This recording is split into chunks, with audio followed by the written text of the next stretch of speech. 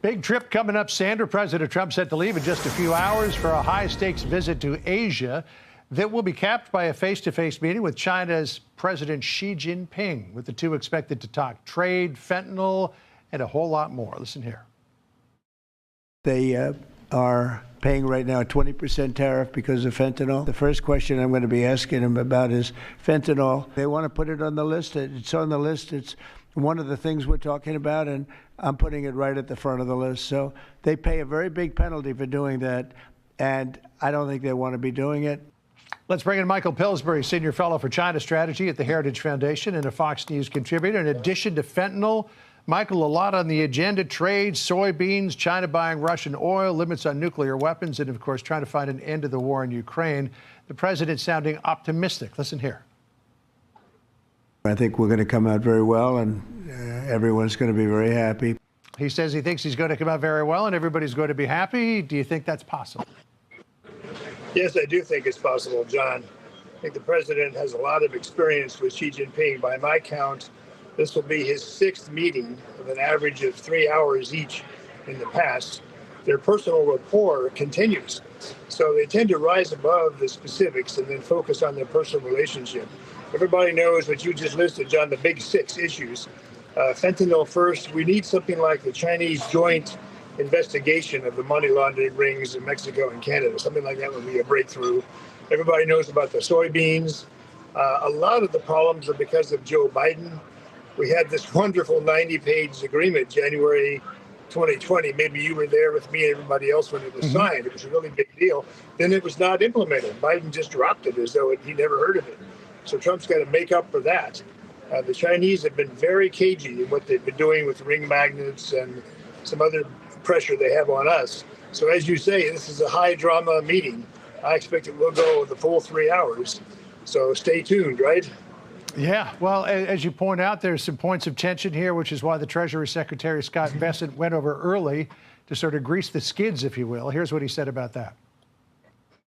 President Trump has great regard for Party Chair Xi. They're in frequent contact, and it would be a shame to waste their first in-person meeting during President Trump's second term, trying to get past some problems rather than moving towards more constructive dialogue between the U.S. and China. So he's going to soften up the battlefield, if you will. Do you think that will pave the way for something to actually get done? No, John, I don't think the Chinese like dealing with secretaries of the Treasury or Commerce or UTR. They like to deal directly with President Trump. If they're going to make a concession, it's going to come out of the mouth of Xi Jinping directly to Trump to get credit. The teams that Scott Bessent's been in charge of, they went to Madrid, Stockholm, London, Geneva, never really got a written agreement. So they like to do face-to-face meetings with the president, and so does President Trump. I think he wants to see his friend and get some kind of a deal during that 3-hour negotiation session. So you said he wants to see his friend, which brings me to this point. Trump and Xi had a pretty good relationship in the early going of his administration. But I remember, because I was the White House correspondent at the time, covering the president, it came to a point where President Trump said he didn't even want to talk to Xi, that he's not very happy with him. So where does that relationship really stand right now? Well, that was COVID. He felt betrayed over COVID. The Chinese had their own passengers going internationally, but criticized him for cutting down American air traffic. That doesn't affect the summit coming up next week. I think the main thing is, could there be a surprise?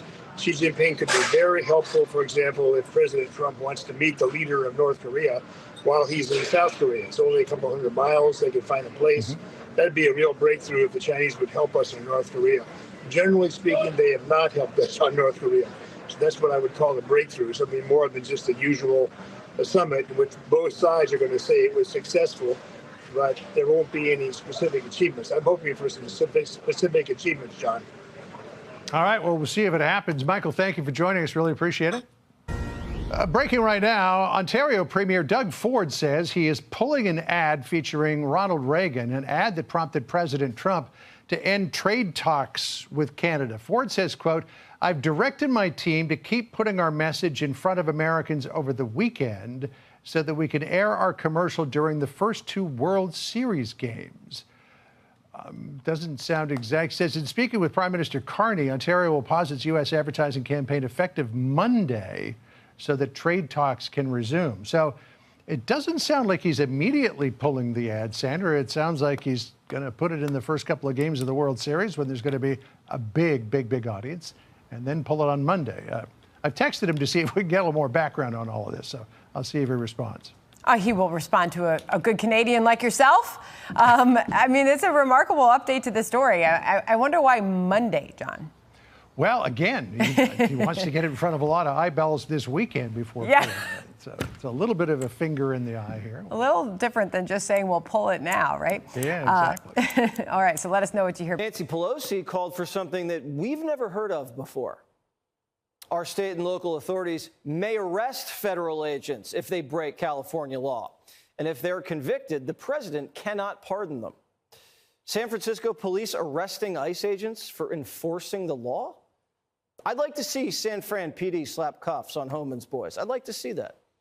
This is Civil War type stuff. Democrats are working harder to arrest ICE than illegals. Why didn't they make a master tracker for the migrant kids Biden lost? U.S. Attorney General Pam Bondi is here. All right, so Lori Lightfoot, J.B. Back Ribs Pritzker, they're doxing, they're telling people the whereabouts of ICE agents. Is that legal?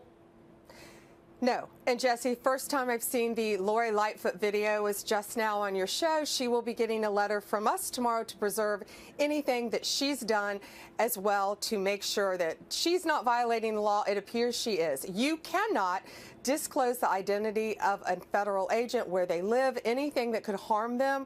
Pritzker, same ballgame with him.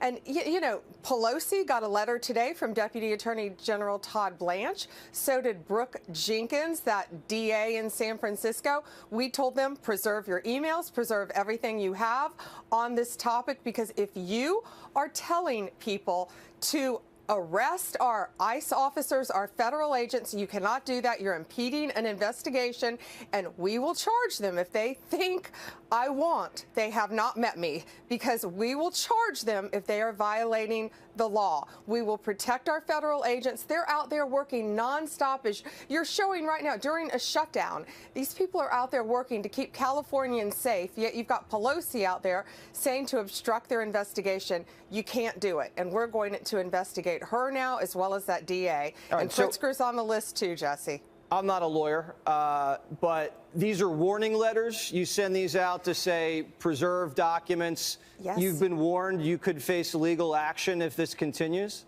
That's right. They got these letters today in California because they cannot impede a federal investigation. They cannot impede federal officers doing their jobs. They're out there risking their lives every single day and night to keep the people of California safe.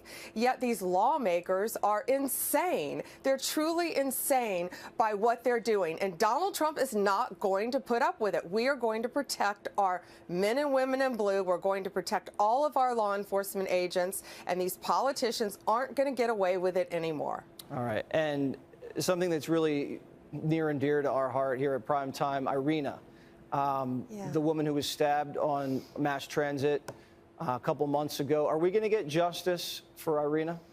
Yeah, Jesse, we were able to charge that monster with murder on mass transit. That's how we were able to get federal jurisdiction. He has been indicted. And of course, I plan on signing a warrant to seek the death penalty in that case. He had been arrested 14 times, Jesse, as you know, and should have been in jail when he murdered that beautiful, innocent young woman. I'm glad you're doing that, and he has to face the ultimate justice. We appreciate that. Attorney General Pam Bondi, thank you so much for joining Primetime.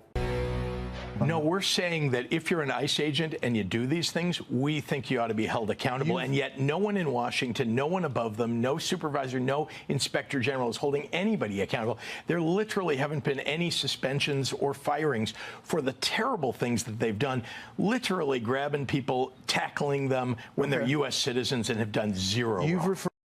Unbelievable. Democrats like Illinois Governor J.B. Pritzker are pushing on their view to demonize ICE agents, taking his comments coming after Nancy Pelosi threatened up the ante against ICE, saying, quote, "Our state and local authorities may arrest federal agents if they break California law, and if they are convicted, the president cannot pardon them. We will not be intimidated by politically motivated fear tactics." Here to respond is Deputy Attorney General Todd Blanche. Deputy Attorney General, thanks so much for joining the program. Let's go specifically to Nancy Pelosi. Local agents, local cops cannot arrest federal agents, right?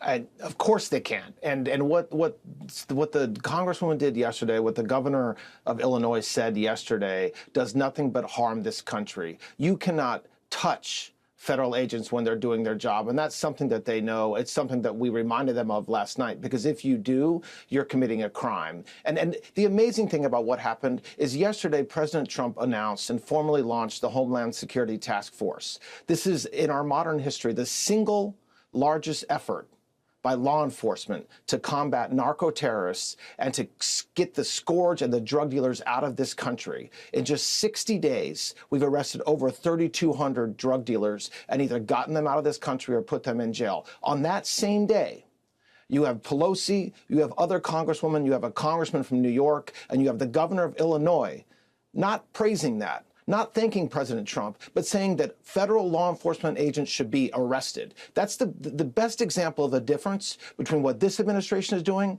and what the Democrats want done. And it's sad, and I feel bad for our federal law enforcement and their families and their wives and their husbands and their children when their mom goes to work every day putting their life on their line, and they have governors and leaders in the Democrat Party suggesting they should be arrested. He didn't That's just disgusting. say that, Todd. He didn't just talk about them being arrested. He said that they were racially profiling. Let's watch that.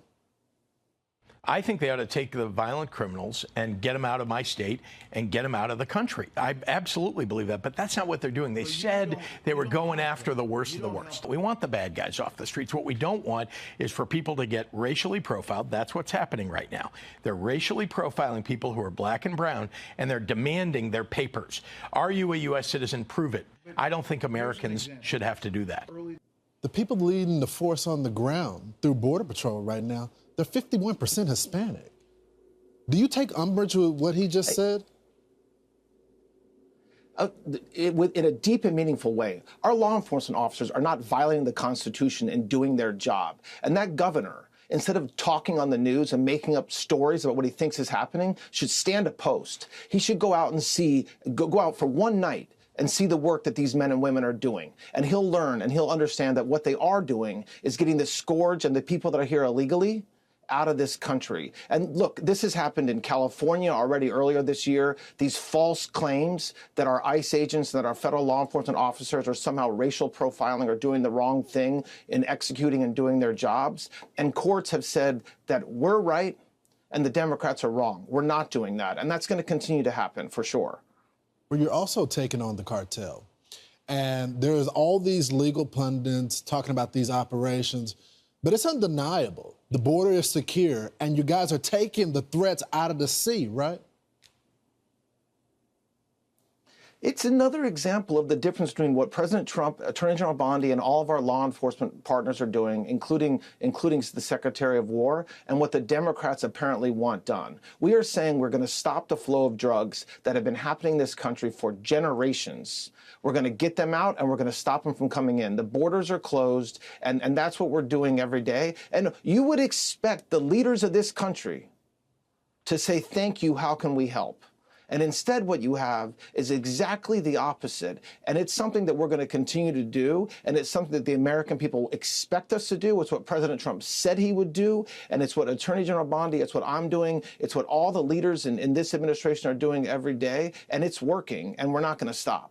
Yeah, I want to be on the side of the people that are killing the people that have killed all of our teens in the hundreds of thousands because of the fentanyl. I want to be on that side of history. Todd Blanche, thank you so much for joining the program.